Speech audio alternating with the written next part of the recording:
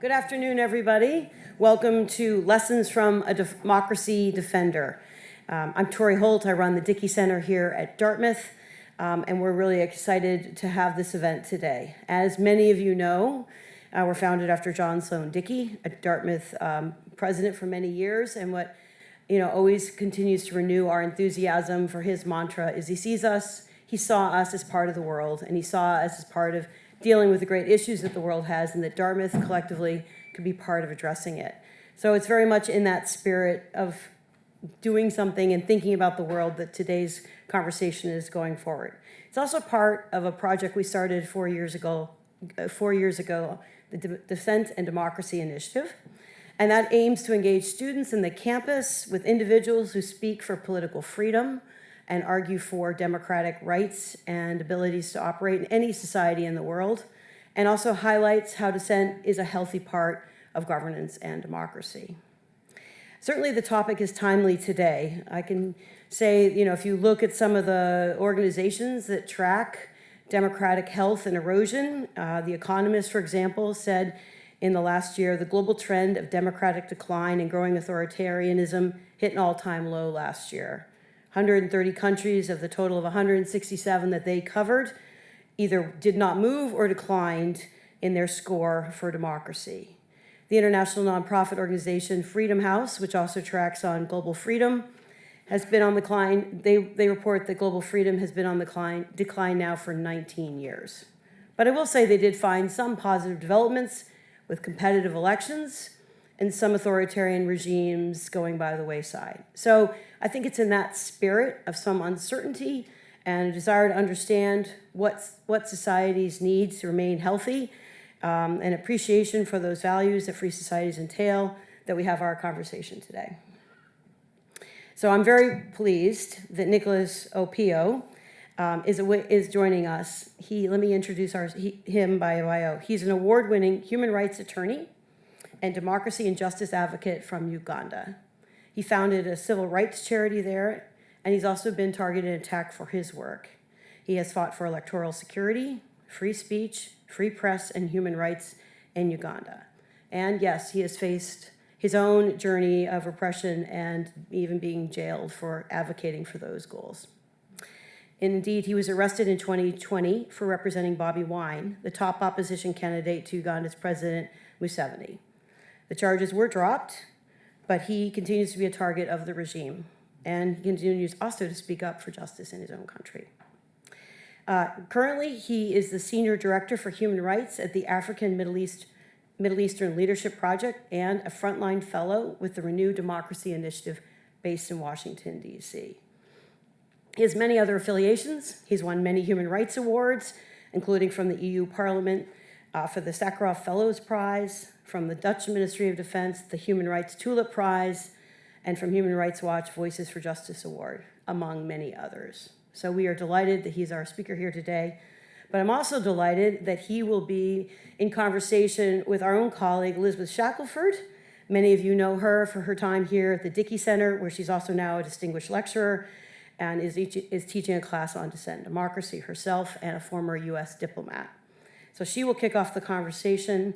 I think we'll start with him presenting some remarks, and then she'll engage him in some conversation, and then we'll open up to all of you. And I also want to thank the full team here at the Dickey Center who makes this all possible. It's a team effort, and I am grateful for it. So please join me in welcoming Nicholas to our campus.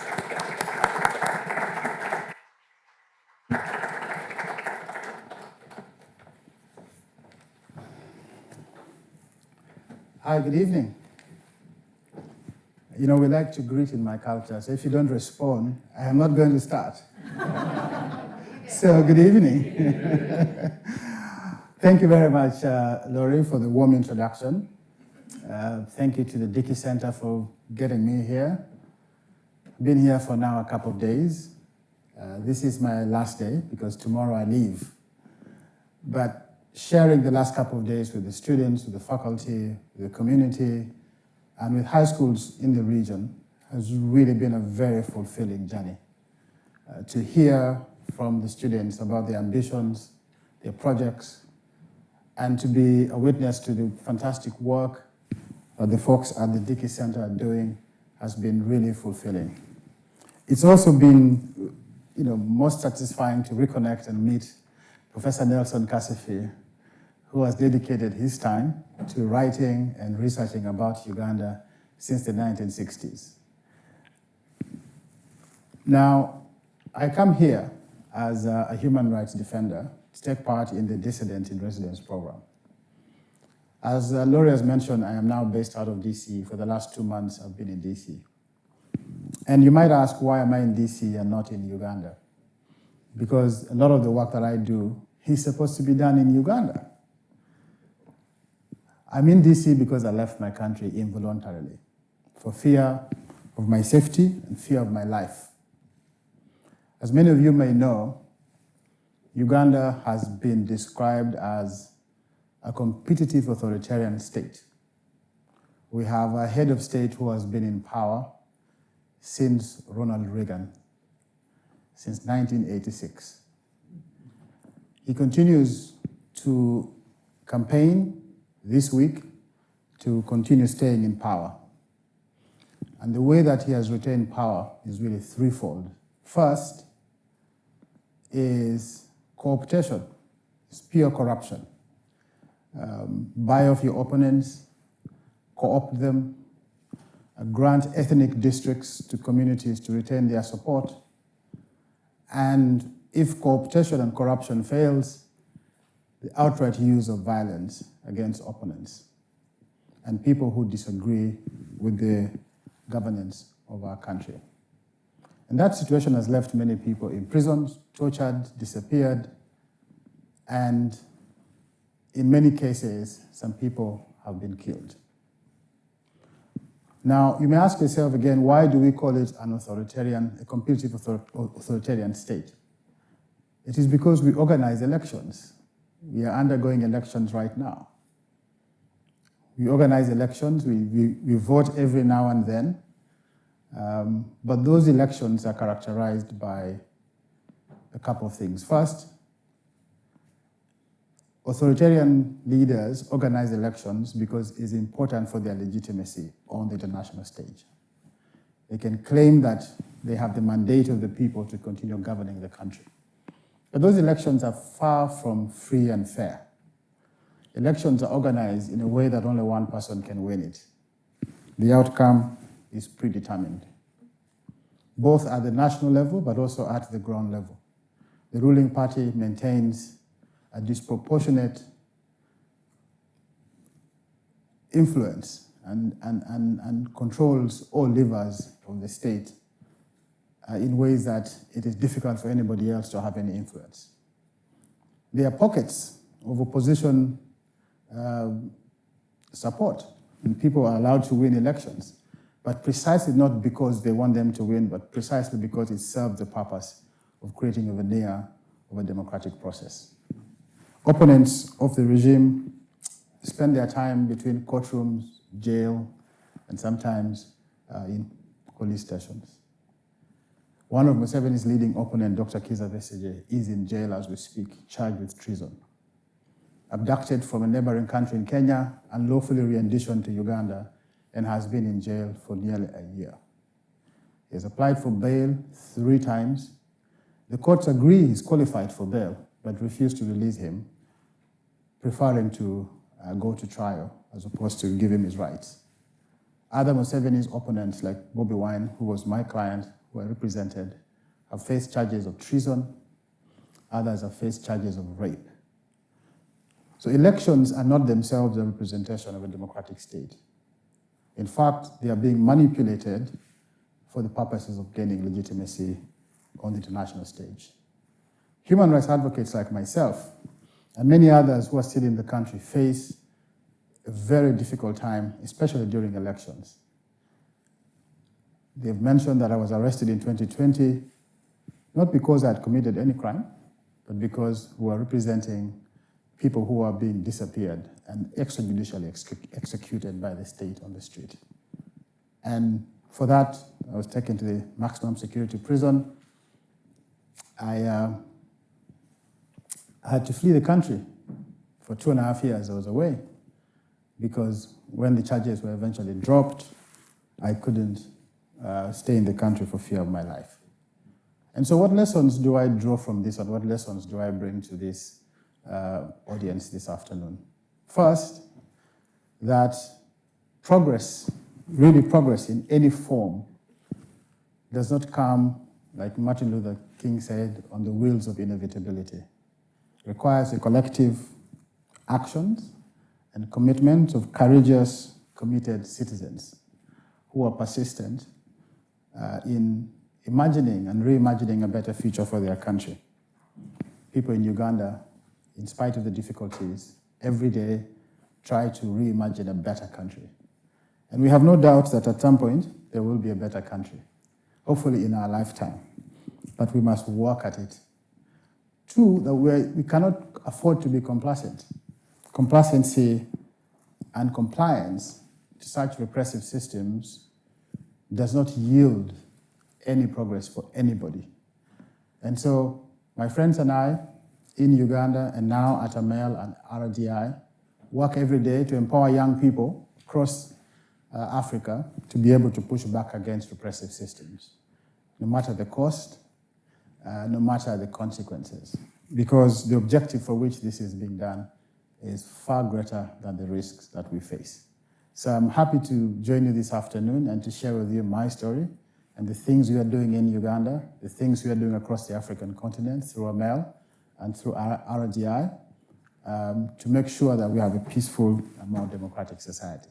So thank you very much.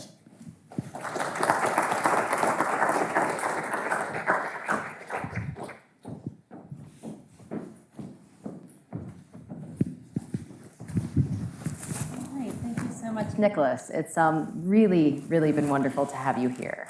And I'm grateful to have this opportunity to elicit some more conversation from you. And a warning to everyone here, in about 20 minutes or so, I'm going to shift over here to questions and answers. Those who've been here before know we've got a couple of microphones, so be ready to lean in and ask your questions soon. I want to start, though, with where it all began for you, because in this class that I'm teaching, Dissent and Democracy in the World, we talk a lot about the people who choose to stand up and push back and fight for rights and justice under really difficult circumstances, and what shapes the people who are able to do that and able to have that courage and persistence to fight for what's right. And I think for you had a very challenging childhood, and I think in a lot of ways it helped shape who you are today. So you shared just a little bit about where you come from and how that played a role in the courageous person that you are today. It's interesting you use the word courage. My mother would say careless, because she worries about me all the time. My father, who passed on a couple of years ago, is the one who would use the word courage, because I think in me he saw himself. But really my story is that I was born and raised in northern Uganda. And northern Uganda, for more than 20 years, was the epicenter of a very brutal conflict between the Lord's Resistance Army, a rebel group, and the government of Uganda. That rebel group was characterized by the abduction of young kids into rebellion. Many people my age, many people in my own family and my own communities were abducted from high schools, from secondary schools, and turned into killing machines by this rebel group. These rebel groups were known for cutting off people's limbs. They cut off your mouth, they cut off your nose, they blow your legs, cut it off. And so that was my childhood. I became known as part of a group known as night commuters. Young kids who had to trek many miles every single day to sleep in open public spaces in the center of Gulu town, because in that town they found safety and they would avoid abduction by the rebels at night. I recall my father, who had over 54 kids, having to have the indignity of lining all of us to receive relief food aid supplies from relief aid organizations like USAID, the Norwegian Refugee Council, the World Food Programme. Going to school, it was not uncommon to pass by bodies that have been bludgeoned to death by the LRA the night before, it wasn't uncommon to jump over dead bodies to go to school. And so that was my childhood experience. And I sought to do something about it. And for many years, I wanted to be a journalist. In part because my father's way to teach me to speak English was to force me to listen to the BBC. I think many of you know the BBC program called Focus on Africa. It was edited by a pure white British guy called Robin White. So you can imagine this little kid from the village having to listen to Robin White. It was really, really tough at the beginning, but it taught me how to speak English. We also had a BBC reporter who was reporting from my town called Anna Bozello. Professor Nelson might know Anna Bozello. Fantastic reporter for the BBC. So I wanted to be Anna Bozello. I wanted to be Robin White and pursued a career in becoming a journalist.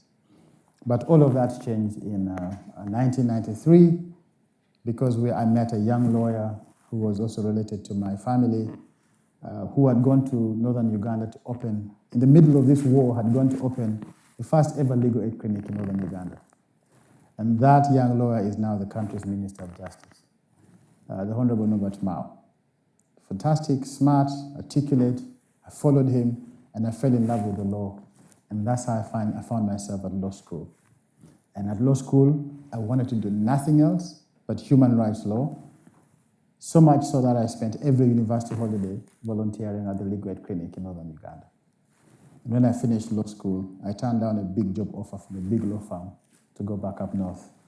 And since then, that is what I've been doing. And that's where I come from. In a nutshell, my childhood experiences shaped my choices. My commitment to doing something about the injustice that I witnessed fueled my love for the law, my love for human rights, and that's all I've done.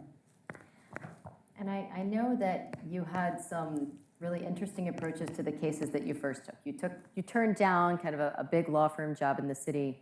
Can you tell us about the early cases that you took that were a little bit controversial where you came from? There were a couple of cases that I took. Two stand out, really, in the very early years of my practice. I've now practiced law for 20 years. I can't believe it. I left law school 20 years ago.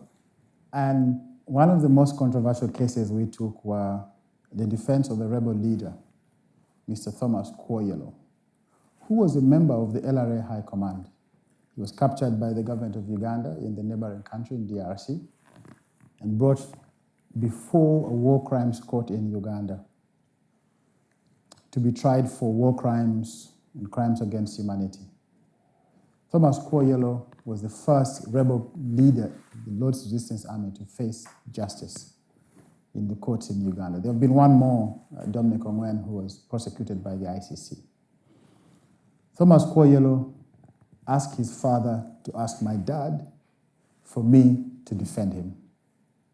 It was a controversial decision, especially given that Thomas Kwoyelo abducted my own sister, who spent 8 years as quote-unquote a wife in the ranks of the LRA. It was difficult because Kwoyelo killed people that I knew in my neighborhood, in our villages. But here I am, a human rights lawyer, being asked to defend somebody who is very unpopular in the country, much, much more unpopular in my own family. But I choose to take the case because I believed very, very deeply that anybody accused of any crime before a court of law is entitled to due process, regardless of who they are. And so I spent 10 years as part of his legal defense team. But I had to explain this to my sister, I had to explain this to my friends and my community. And after 10 years, I was tired. I had spent all the money I had. I then left his legal defense team. He was convicted a few months ago in Uganda to 25 years in prison. The second case that I have taken is the challenge against the country's anti-gay law. As many of you know, Uganda is known for its very repressive gay legislation, its hatred for LGBTI people. An Afrobarometer survey conducted a couple of years ago indicated that 96% of people in our country do not even believe that gay people had rights to exist. And so when Uganda, at the insistence or instance of American evangelical groups instigated the enactment of the first anti-gay law in the country in 2013. I took up that case with my colleagues to challenge the case in the Constitutional Court. Now, at the time, I was also the Secretary General of our National Bar Association. Christian lawyers in the Law Society ganged up to boot me out of office. I had people accuse me of being an agent of foreign power, foreign interest. In my part of the country, northern Uganda, pastors and churches every Sunday spoke about my name, not in glowing terms, but in condemnation for being an agent of Western interest. It was not common. On a couple of occasions, people walked up to me and spat on my face. But we stayed on, took the case. We won that case in August of 2014. The country's Constitutional Court nullified the anti-gay law and provided temporary reprieve for the country's gay population. That case was very controversial, remains a very controversial case. And we are back again at it because last year Uganda enacted a similar law that provided for the death penalty for LGBT folks. We are back at the court again. We lost this time at the Constitutional Court, and my colleagues and I are back at the Supreme Court, hoping that the Supreme Court can nullify that legislation. And you've chosen to take cases like this that are not just against what the government position has been. In the case of the anti-LGBT law, that has been pushed, it's passed by Parliament again. But it's also something that, as you've indicated, is it's a very controversial position in society. And you've talked a little bit about what some of the kind of treatment that you've faced has been. Can you talk a little bit more about the consequences that you've faced for continuing to stand up for these kind of human rights positions that are really unpopular in the country? So I like to say that depending on who you are in Uganda, I am loved and hated in equal measure. People hate and distaste our work on LGBTI rights. Our organization is one of the very few non-LGBTI-led organizations working with the LGBTI community. People hate that part of the work and speak about it in very bad terms. But people also love that we stand for rights of people who are being arrested and tortured. And so depending on who you speak to, we are hated and loved in equal measure. But we've taken these cases first because we believe that you have to stand up for the very weakest in our societies, that laws exist not to massage the egos of the majority, but precisely to defend the very weakest in our society, to be able to express themselves, to be able to participate in their governance. And so for us, we have a deep conviction that it's important to defend the rights of people who are vulnerable, because that is what defines a progressive society. It's how you treat your least that defines what kind of society that you are. And so we are convinced about what we do. We also don't think that we are chasing popularity. We don't care about the accolades that Laurie mentioned. We don't mind if they come, but we don't really work for them. We are convinced that we have a conviction about an idea and that eventually people will come to our side. Now, the consequences of that is that you face social pressures from your community. So you can imagine members of my family disowning me for my work on LGBTI. And like I like to joke that my father perhaps was wise to have many kids because there were many to go around. The few who disowned me didn't matter. But you can imagine social exclusion from your own community for doing that which you believe is the right thing to do. And the consequences are that I don't have a social life. You have to be very careful about what you do, where you go. I have survived numerous threats to my life precisely because of the work we do. And then that's why I also had the unfortunate chance to be imprisoned by my state. I'm lucky that I'm perhaps better known. I'm privileged that I have friends all over the world who advocated for my release from prison, the US government included, the European Union through its mission embassies in Uganda.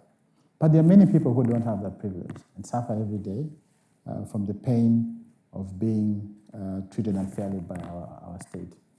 The third thing is that you lose a lot of opportunities and chances in life and friends, but that's the cost you have to pay. We've been talking a lot in the Dissent in Democracy class that I'm teaching and in some of the other events we've discussed. We talk a lot about the consequences of dissent, of kind of taking a position against society or against authority, and how you consider those risks in how you decide to act. And so I'm curious, in your time, you have been in Uganda most of the time, you have left at different times, you have chosen certain cases and chosen certain paths. How do you decide what actions you take to best pursue the goals and the outcomes that you're trying to achieve with your work in Uganda? So I can tell you we have taken fewer cases than we have been asked to take because of limitations in our capacity and in our numbers. But the thing that really informs our choices in taking cases is first and foremost the interest of those who are most affected by a particular case. We are not vigilante lawyers who see an issue, jump onto it, and then run to court. Because oftentimes, if you do that, it might be at variance with the interest of those most affected. And so we are engaged really in a process of litigation mobilization. Sometimes we take 5 years, 6 years, 7 years before we file a case in court because we want to hear from the victims. What is the impact of the law? What is the best way to resolve the problem? In some cases, we have gone to do litigation mobilization with a view of filing a case in court, but we ended up not filing the case in court because filing a case in court would not be the best way to deal with those problems. And I'll give you an example. We have spent 8 years now doing litigation mobilization on a possibility of outlawing forced annual exams for LGBTQ folks in my country. If you are accused of being engaged in same-sex conduct and arrested, they will subject you to forced annual exams in the presence of many people, and sometimes journalists. These kind of tests have no legal basis, have no legal justification in court, but they also have no medical basis. And so we approached and said, okay, what do we do about this? We've been spending now 8 years. First, we thought going to court may not be the best result, the timing in the country that is vastly homophobic. And so we just got engaged in a process of convincing the medical board in our country to provide guidelines to outlaw forced annual exams for LGBT folks. We were involved in processes to convince the police to issue guidelines to stop forced annual exams in our country. We were involved in processes to research and publish the negative consequences of this kind of practice. And we are still at a point where we cannot go to court because we don't think we have gotten to a point where we need to go to court to get the results we want. We still hope that the medical fraternity, the investigators in the country will see the point we're making and eventually outlaw this practice. And so we do a lot of litigation mobilization, and that informs our choices. The second thing is that for risky cases, because in a country like ours, taking a case might mean risk for you. There are many instances where we have farmed out the risk. So instead of filing a case yourself, you find the person who is best suited to file it. It could be an institution, it could be individuals who, if they spoke up, people would listen. In 2013, when we were filing the case to challenge the country's anti-gay law, we chose a world-renowned Ugandan law professor to be the lead petitioner. It was not by accident. It was because that law professor has taught nearly every lawyer in the country. Right? They have a measure of respect for him. Professor Joe Oloka Onyango. and his wife, who is also a law professor in her own standing, Professor Sylvia Tamale. We got on that case the first leader of opposition in Uganda. This is a high-ranking politician who had just left office, Professor Maurice Ogenala-Tigo, to be a co-petitioner, precisely because we thought their voices were far more important than the voices of LGBT folks.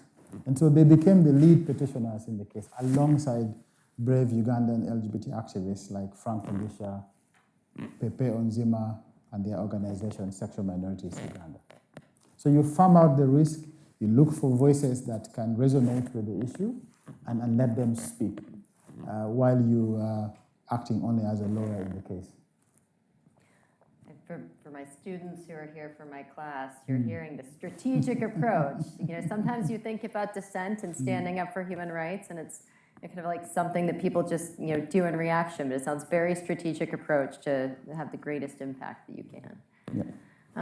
All right, I want to zoom out a little bit. As Tora was saying in her introduction, there have been a lot of signs that authoritarianism has been on the rise around the world, and that a lot of the forces for democracy and human rights have been receding.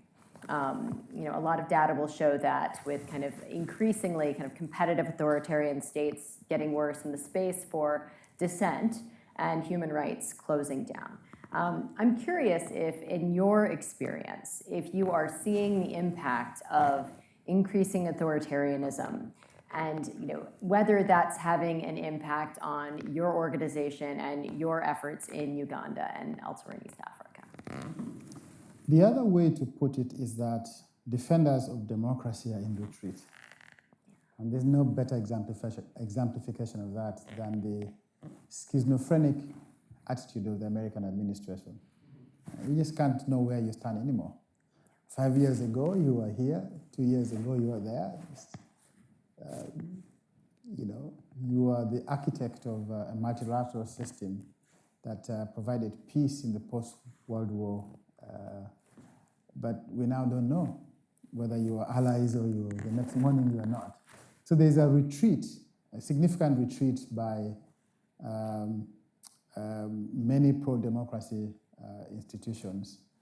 As we speak now, USAID packed up and left Uganda all of a sudden without announcing any process. The impact is that people are dying because they relied on aid to be able to survive. And so the impact of this is things that you see happening in the global West embolden autocrats in the global South to even dig in further. Today we have elections in Tanzania, elections that will no doubt be won by President Sululu, who became president after Magufuli, the former leader, died. The opposition candidate who was supposed to challenge her in the election, he's in jail.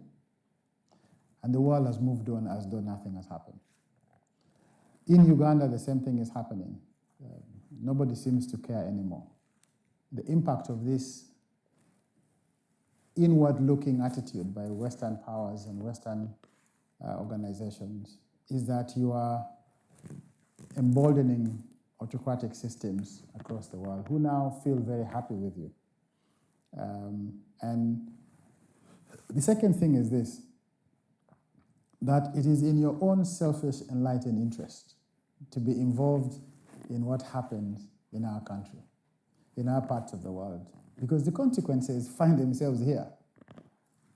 The consequences will no doubt find themselves here. First, because it is your taxpayer money being used for many of the things that are happening to either support autocratic systems like in Uganda, or when people flee and come to this country, it's not because they're fleeing a natural disaster. They're fleeing political instability. And they become your backyard problem here in terms of immigration crisis. And so you must get interested and get involved in these global issues out of your own selfish, enlightened interest. When you withdraw from places like Uganda, like DRC, like CAR, you leave a vacuum that's being occupied by completely repressive systems Like in Sierra is now a Russian territory. Uganda has now a disproportionate Chinese influence. They don't care about human rights.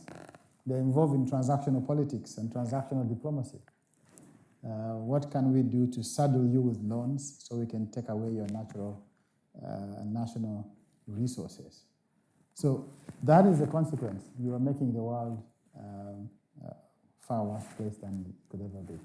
Right. I have one more question myself before I'm going to turn out, so be ready to ask some questions. We'll be bringing in from the audience. We'll be prioritizing students first where we can. I find it really interesting as you talk about Uganda and a lot of these countries in the region, in East Africa, becoming more authoritarian and more closed spaces. And in that environment, what really interests me is that your tool of choice has really been the law and the courts. As you've mentioned, there are other ways and mechanisms and approaches that you take, but by and large, as a lawyer, that's where you go. In an authoritarian state, how do you continue to have trust in the courts? And how do you navigate and get results out of the courts that you're looking for when you know that these judges are kind of still under this very closed regime? So, first of all, I mentioned at the beginning that authoritarian systems like the pretense of being democratic. And so they create institutions. We have courts in Uganda. And sometimes you get good decisions from those courts. We have institutions. We have a National Human Rights Commission. We have a beautiful constitution that has a Bill of Rights. The pretense of a democratic state is our opportunity to try and push back against some of its excesses. And so we use the law. But we use the law not as an end in itself. We use the law only as a tool in an array of tools in our toolbox. Because the law, in and of itself alone, cannot create any meaningful change. And so we use the court as a tool for advocacy. It means that we go to court as a stage. We go to court sometimes to create an accurate account of history, so that even if we lose a case, we are happy we lost, but because we have created an accurate account of history. Sometimes you go to court because you want to force the hand of the state. In their pretense of a democratic process, they might give up some documents in discovery that they would never have given to you. And that document becomes a very useful tool for advocacy. You go to court really because the court is a tool and a stage for advocacy. We litigate not in the conventional sense, we litigate in a very aggressive way. So first, before we get to court, we do litigation mobilization. That process alone empowers people, conscientizes them about the human rights issues involved. And when you get to court, you use the court process as a means to speak to the wider world. But sometimes you also go to court because groups like the LGBTI groups in Uganda, it's the only place you can speak. It's to give them a voice, in a place where they could never be heard. LGBTI folks cannot have organizations, they will be closed. Sometimes their meetings, simple things like trainings on human rights are dispersed by the police and people are punished. So the only place you can speak is the court. So we use that stage really, really in a powerful way. But we also know the limitations of a court process. So sometimes we have post-litigation, mobilizing, either to realize the impact of a good decision or to rail and rave about the impact of a negative decision. And so litigation is a stage. The court is a tool for advocacy that has to be used alongside many other tools to be able to push back against change, against repression and to see change in our country. Well, this topic of today's discussion is lessons from a democracy defender, and I have to say there are some lessons in there for folks who are wondering how in the future they might be able to contribute. All right, with that, I'd like to take some questions from here. We've got a student right up front here, Ben.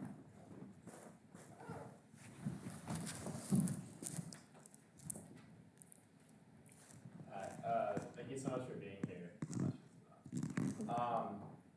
wondering, with the current situation,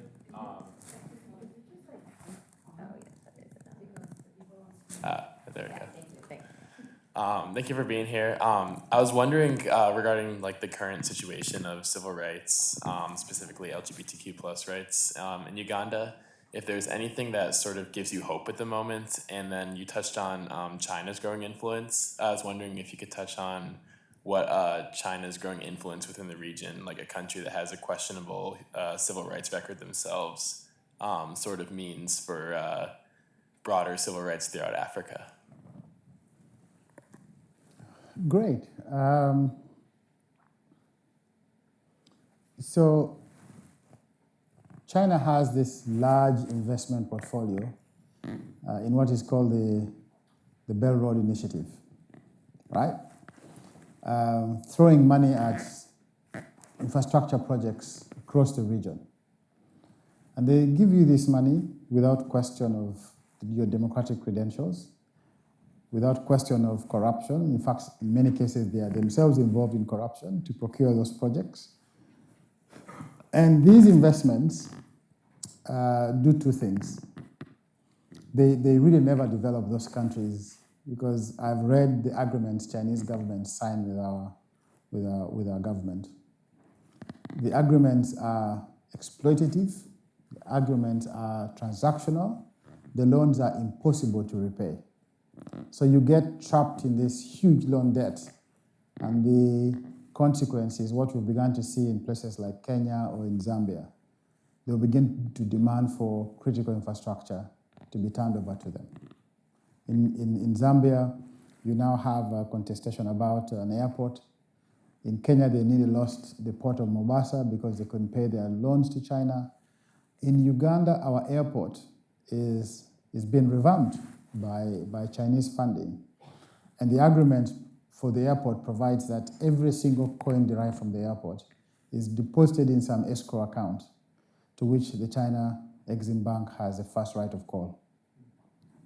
And any dispute under that agreement is resolved under Chinese law, it's resolved in the Chinese Court of Arbitration or in the Chinese courts. So you can imagine you have surrendered the legal sovereignty of your country. You've turned over the revenue from this kind of processes. But China is doing something else. They're learning from what the West has done for a very long time. There's now increasing cultural exchange between ruling party officials in repressive countries like Uganda and the Chinese Communist Party. You know, they take them for months on for training, to induct them in the Chinese ideology, the Chinese, quote-unquote system of governance, or system of democracy, if you like. And these are party officials. So they come back and do the exact same thing that's being done in China, in Uganda. We now have Chinese language schools in our country. It's never happened in a long time. They're trying to then have an influence over the culture of the country. And so the impact really is that autocratic regimes find China a fantastic partner in funding development projects, because they never ask the tough questions about corruption, abuse of human rights, and the state of your democracy. And that's the impact of Chinese influence. But it also means that it diminishes Western influence in large parts of the global South, where the West is withdrawing.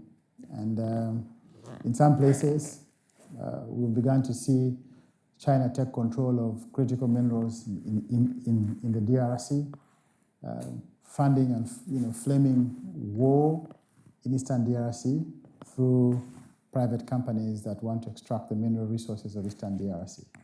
In Sudan, the war that you see now between the Kurdistan and the Rapid Response Forces is about gold, and it's being funded by UAE and Russia. They have control over gold mines in South Kurdistan. And so that's the impact. You're going to see war, you're going to see more repressive systems, and you're going to see a further backsliding of the democratic gains that we've had. In respect of the first question. The first question was any hope on the LGBT front in the region? So when we began doing this work way back in 2006, LGBT folks would come to public events with masks on their face. They didn't want to be seen. The consequences were dire. tabloid newspapers would publish people's photographs and their residences with the word "hang them." And many people were killed because of that kind of atmosphere. But 15 years down the road, I see a more emboldened community, I see a more engaged community. I see a robust discussion about LGBT rights in the country. The debate is still toxic, it's still negative, but the fact that we are now having this debate is in fact an important thing that we have got to underlie. That it is no longer spoken about in silence, it is spoken about publicly. And there are people now who can address the public, can go to court, can go to TV and say, I'm a gay man. People like Frank Mugisha are heroes in that debate. People like Pepe Onzima, who have said, I'm a trans man and I'm here. We have now begun to see parents of LGBTI kids coming out in defense of their children. And so my hope really is that the young generation who are not really given to these conservative ideas in my country are beginning to realize that this debate about LGBTI is a distraction and that LGBTI kids exist in our country and that they are going to be there and they are their friends, they are their neighbors, they are their schoolmates, and that generation will be the generation that will shift that debate in my country. And as such, we continue to engage in the debate to shift the narrative around these rights in Uganda. Any questions?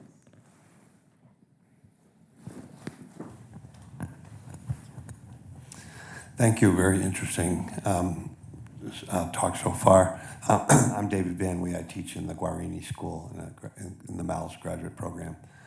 My question is about education, specifically law education in your case. A lot of what we're seeing in the country now is between government intervention and impact on educational institutions. We've seen it in universities. I haven't seen very much specifically in professional schools like the law schools. But I was curious when you said you studied law. Didn't quite catch where you did. I'm curious whether the study of law in Uganda or in other more authoritarian countries is different. What system of law you actually learn? As you mentioned a constitution. Normally, the law is relative to the constitution or the government structure. How does that differ? And then finally, is there any pressure? How does the authoritarian government influence education in those settings? So I went to law school in Uganda for my undergrad at a Christian university. My brother Fred here went to the same university. It's a Christian university. And then for my postgrad, I went to Columbia Law School here in the US. But speaking generally about the education system, we are a common law country whose education system is still largely modeled around British educational system. And we do a common law education. Law is the first degree in Uganda, unlike in the US, where law is the second degree. And so the education sector is still modeled around the British colonial system. But two things happened to the education sector in Uganda that is of note and has had significant impact on the sector. First is that in the aftermath of the fall of Idi Amin in Uganda in 1979, the state had collapsed. And in place of the state, religious education picked up the country in so many respects. They ran schools, they ran the medical facilities. Many parts of the country were able to stay afloat because of the work of Christian and other religious groups across the country. The impact of that is that right now as we speak, 54% of all primary education is either done through Christian-founded or Christian-run education institutions. Universities now, you have nearly 50% of universities in the country run by Christians. The Adventists have their own universities. The Catholics have their own universities. The Pentecostals have their own universities. Now, the result of that is that they have used their disproportionate influence on the education system to influence the content of our education. So much so that even if, legally speaking, we're a secular state, religion is deeply part of the curriculum that we teach in schools and we practice in schools. So much so that teaching of sexual education in schools have been stopped because religious groups think that it is against biblical teaching. And the same thing has happened with LGBTI issues. With HIV/AIDS, Uganda was known for its progressive HIV/AIDS policy until religious groups began to have a disproportionate influence on the state, and they completely turned our HIV/AIDS approach on its head to emphasize abstinence. Don't have sex before marriage, over and above scientific proven methods of HIV/AIDS prevention. So they have imposed their ethos on our education system in a way that now they determine and in many ways influence what we teach our kids in school. And it doesn't help that, and I don't know, in your countries this might be strange, but the wife of the president is the Minister for Education. She's the political godfather of the Christian groups who just have a large influence on many aspects of our state. And the impact of it is churches every day, schools every day, target groups like LGBTI folks. In the last 2 weeks alone, 2 schools, including our leading university, Makerere University, students have tried to lynch their own colleagues who they suspect were gay. That's how hostile schools have become, and that's the influence of religious faith in our institutions.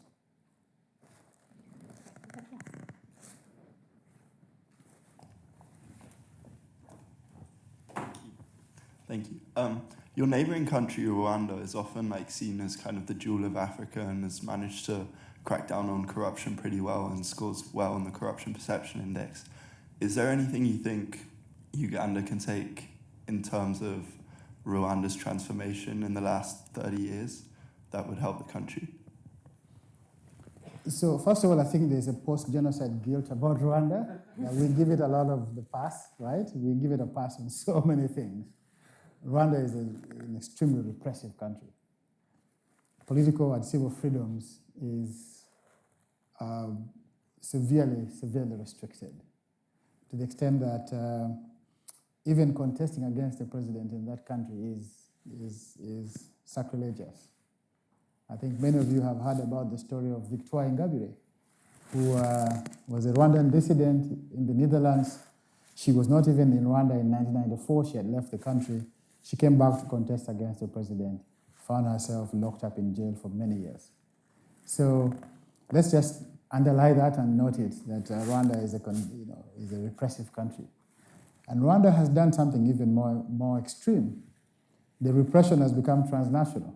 You heard about Rwandan dissidents being killed in foreign countries. It's almost like Russia-style killings, right? And so you've got to acknowledge that. In that sense, Rwanda and Uganda have a lot of similarities. And I think partly because the government of Rwanda is led by Paul Kagame, who was a rebel soldier in President Museveni's rebel movement in Uganda, and left Uganda in 1994 to go and take over government in Rwanda. So we've got to underline that.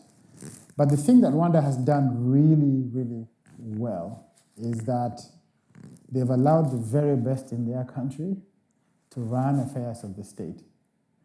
There's a running joke in Uganda about Uganda's Minister for ICT and Rwanda's Minister for ICT. The Ugandan Minister for ICT may not be able to turn on a computer. I kid you not.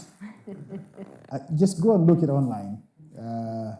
Madame Joyce Sebugwawo has absolutely no idea about the ICT. But in Rwanda, the ICT ministry is run by an MIT graduate, a 34-year-old excellent professional who knows the sector, who knows the current debates about ICT. Rwanda has done a fantastic job in promoting tourism in their country. I listened yesterday to a podcast from The Guardian.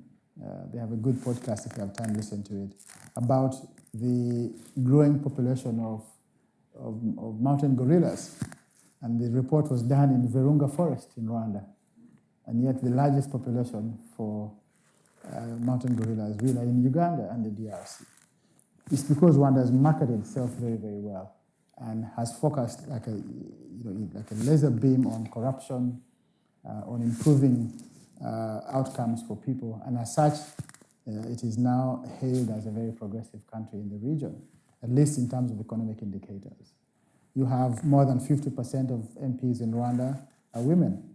Nearly 50% of the cabinet is women. So it's seen as a good example for the empowerment of women in the region.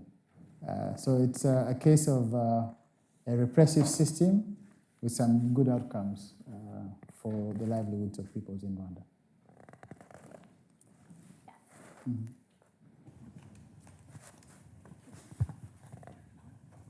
It's on. Okay. Thank you so much, Nicholas, for all the insights you've shared with us. I have two questions. The first one is about the Ugandan diaspora, and I'm curious whether diaspora within the East Africa or elsewhere in the world, what role do individuals in the Ugandan diaspora sort of play in the political life of the country? I'm curious if that exists. I know more about the West African context than Ghana, but I'm curious if you could speak to that. And then my second question is thinking about what some historians and political scientists and other scholars have been thinking about when we think about sort of post-colonial African nation building. And they've been, there's this sort of term of sort of Afro-pessimism, right, all the things you've shared with us, right, about sort of these dire political developments in Uganda over the past 30 or 40 years, right? We can look to other African countries who have similar trajectories. So can you speak to this sort of concept of Afro-pessimism as we think about, right, sort of the sort of failures of nation building, yet, right, many of these countries have only been independent for 30, 40, 50 years. We're talking about a very short timeline. So I'm curious what you think about that sort of framing around sort of Afro-pessimism that I think we tend to use when thinking about post-colonial African states. Thank you.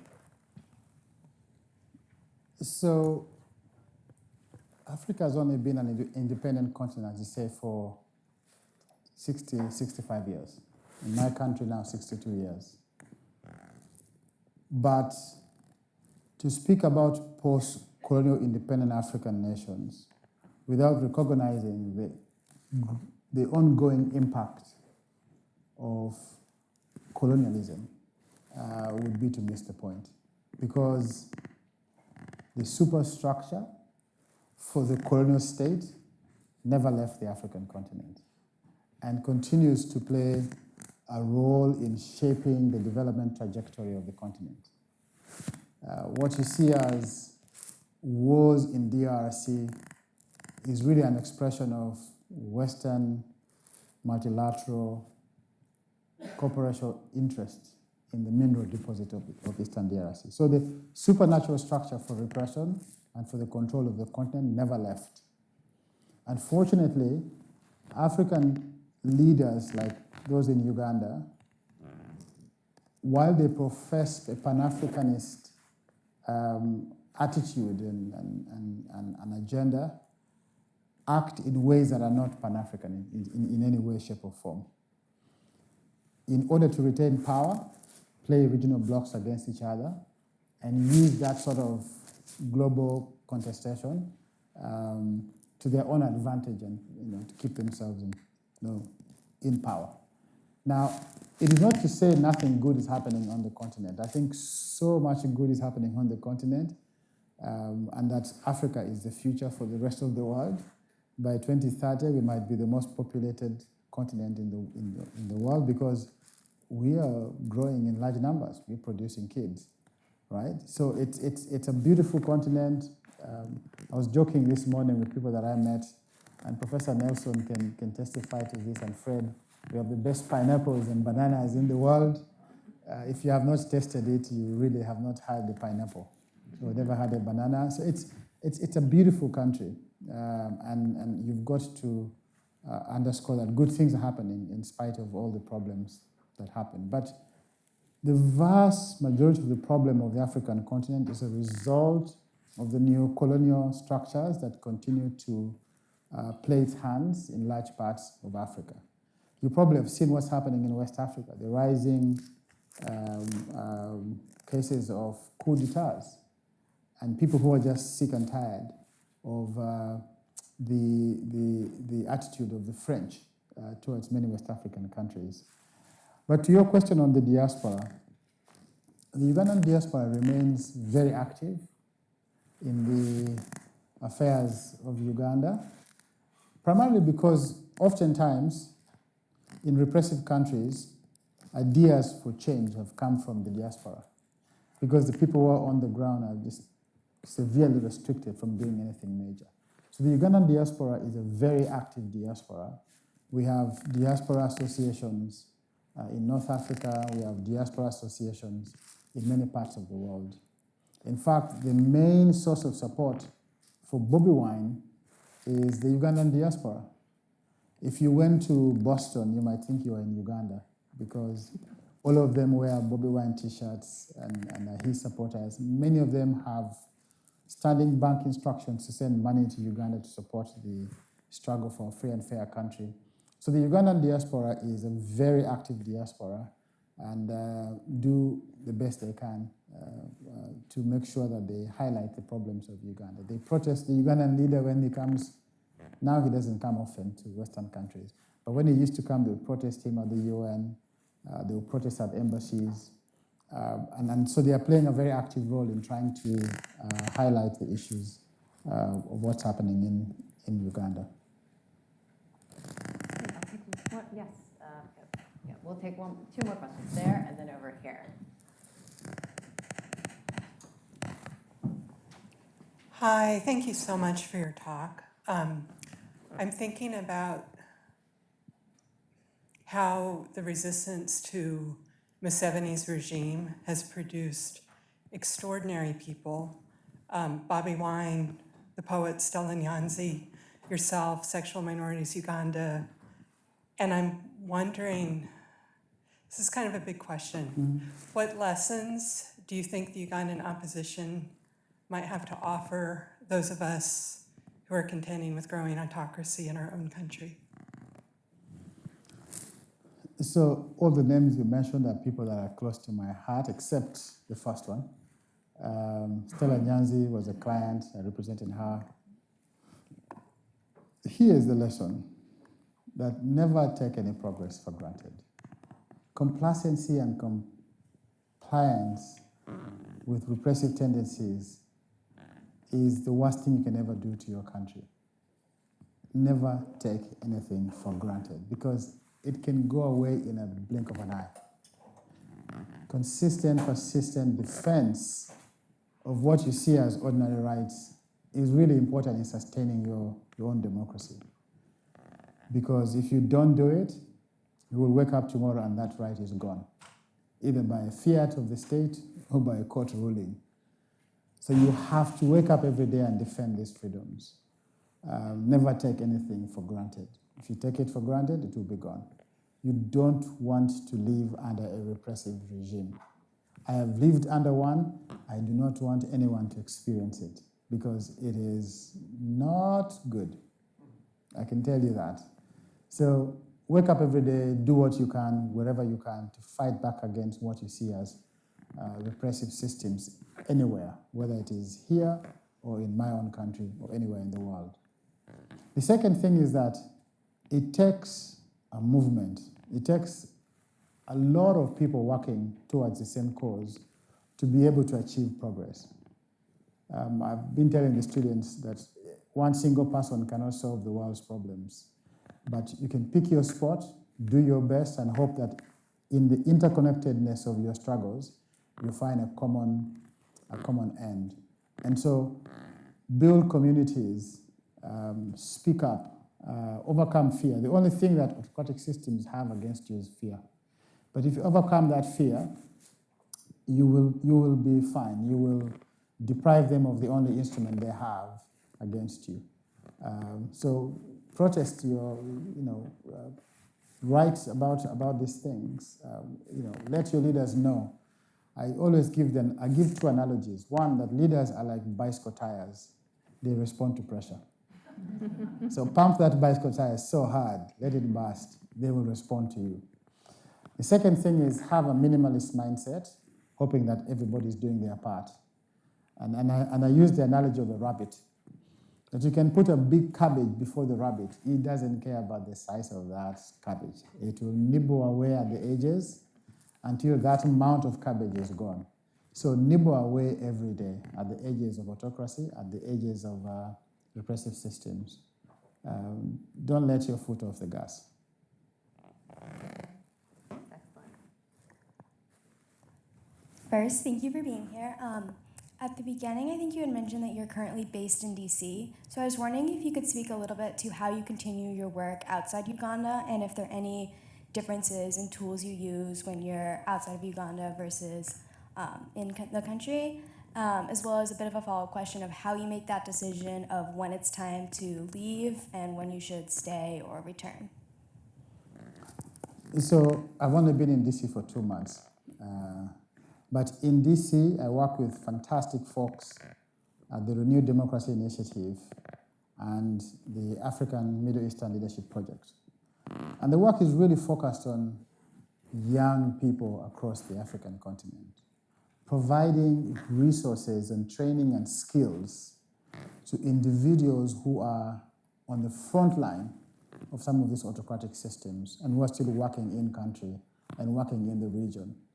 The Amel Institute has trained over 6,000 people now across the MENA region and sub-Saharan Africa. If you have time, sign up for the Amel Institute. You might find some good lessons. The next training is going to be cohorts talking to each other and making sure they share experiences. Many of these people have gone on to do great things in their society. Some have become elected officials. So that's what we do from DC and from far away. But we also bring these issues to American campuses, and this is part of the campus initiatives to ensure that American students and American faculty and American communities are taught about the interconnectedness of our struggle, the precarious nature of democracy around the world and back here in the US, and hopefully learn from lessons of those of us who are lived under systems that are less than progressive or are repressive. There are lessons you can take from us, and I hope you've taken some lessons from the discussions we have today. The reasons and the considerations that I have made for myself, and many people make their own, to leave the country was when I felt my life was at a point of being threatened. There are no living saints, right? You have to be alive to continue the fight. And so when I got to a point where we made the objective assessment that there was a possibility of being killed or being severely maimed, is when I left the country. For many years, I've survived in that country with so many threats, so many inconveniences, but I felt there was still space for me to be able to do what I wanted to do. But it got to 2 moments where I felt if I didn't leave, there was imminent threat to my life. And while I'm away, I continue doing what I have to do with the Ugandan diaspora and with the training that we do at Amel, making sure that people who we can support can still be supported from afar. But we also bring these voices to institutions in the US and across the world. Next month, I'm going to be in Berlin for the Berlin Human Rights Forum, where I'm going to take part in debates with lawmakers, academics, institutions, and NGOs. Last month, I was in Athens for the Athens Democracy Week. So taking these issues to spaces where we have platforms across the world. Your government is closed, but if it was open, I would be meeting with people on the Hill. I hope you open soon because we need to get to work. Yeah. Actually, speaking of the Renewed Democracy Initiative, which we partnered with to bring Nicholas here, I know that they're trying to measure some of the impact and get some more support for this. So I think, not sure if we've handed them out or if we'll be emailing out some very, very short surveys. But if you guys would please take a moment when we send those around They really appreciate the opportunity to get a little bit of feedback on the work that they've been doing. I will take the opportunity as the moderator here to ask one last question as we wrap up before we thank you for being here. But my question, kind of on behalf of a lot of the young people here, not me, I'm not young, but for the young people here who still have a lot of their kind of decisions to make ahead of them over what they might do, is when you were finishing your studies and entering the world, is there a lesson that you've learned in the past 20-something years that you wish you knew then when you started down this path? So somebody should have warned me it was so dangerous and that I was going to go to jail. No one told me that. I found that out myself. But seriously, if I knew that I could have done this earlier, I would have done this much earlier. I got into this fairly late. I should have started this much earlier. So never pass on the opportunity to do your part. But I was also able to pick my sport quite early. I knew what I wanted to do. I committed my time to it. Young people now have the distraction of social media. Sometimes it's difficult to make out what you must do from that kind of environment. It's an information overload. But just try and narrow down to what you have to do so you can spend most of your time and energy working around the issues that you're working on. But learn about the rest of the world. I first came to the West much later in my life. I think I first got to the US when I was more than 20, right? But travel as much as you can, learn about the world as much as you can, because as you will find out, our struggles are similar, our aspirations are the same, and that you may actually realize what a privilege you guys have. You may not know it until you go to Eastern DRC and see what people are living. So don't misuse that privilege, and just understand that you're in a place where you have opportunities, you have people who have seen it all, ambassadors like Lizzie, who have served the US government. Take advantage of their experience if you're unable to travel, to learn about the world, because there's so much out there beyond the bubble of the Ivy League institution. We are very honored and impressed to have you with us here. Thank you so much for taking so much time with our community. Please join me in thanking Nicholas.